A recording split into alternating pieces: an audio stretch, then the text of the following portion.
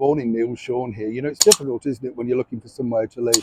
We've all been there, haven't we? You make mistakes, you look at the place, and you never really should look at anywhere, should you, in the dark, because everything looks so different in the sunshine, too. It's finding that right balance. And this is the bigger problem now for His Majesty the King and his younger brother, the former royal known as the Duke of York, Prince Andrew. I just wanted to clear up a couple of these stories that you may have read about in the press. One lingering story is all about Prince Andrew being booted out of Royal Lodge, and he's desperate to have a meeting with His Majesty the King to see exactly what he will be receiving, given the fact that he's invested so much in renovation for Royal Lodge. And when you talk about a lodge, it's not like you and me think it's about a 30-bedroomed sort of mini palace, you know. Nothing is ever the way it's painted, you know. When you look at Frogmore Cottage, it's not a cottage. It's not like a Miss Marple affair. It's a rather spacious place. Apparently, though, one even Oprah Winfrey didn't like the look of, according to Meghan and Harry. Remember that. Now, what's interesting here, I find, is this particular story, because, of course, Prince Andrew apparently is more than willing to move out of Royal Lodge once terms and conditions can be agreed. We're not quite sure whether he will move into Frogmore Cottage.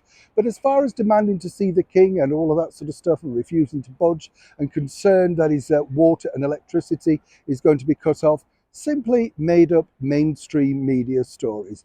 Just absolutely concocted from nowhere. That would never happen. It simply just would not happen, you know. And they know that, but they also know that Prince Andrew is rather busy and won't be bothering to tackle any of these stories. I've told you many times before, it's a free-for-all with him. You can attack him and nobody really will bother. It's very sad.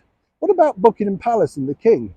Well, His Majesty the King has around about 30 properties, including one apparently in Transylvania. Wouldn't fancy moving there, would you? You know what happens there. But on a serious note, people are saying, oh, he's refusing to move into Buckingham Palace. He may now apparently turn it over to become a museum. Again, not simply true. The refurbishment is going on for many more years yet. It would be impossible to move back into Buckingham Palace full time. And by that point, you know, His Majesty the King could be nearing 80 years old. Perhaps he's got used to his creature comforts at Clarence House and Highgrove, where he likes to base himself in.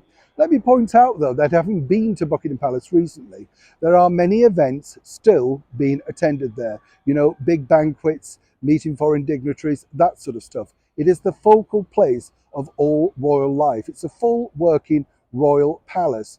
Officers for many people working on various charities and all sorts of royal investitures around the world. So again, they're trying to paint the picture that His Majesty the King is ungrateful, doesn't want to move back into Buckingham Palace.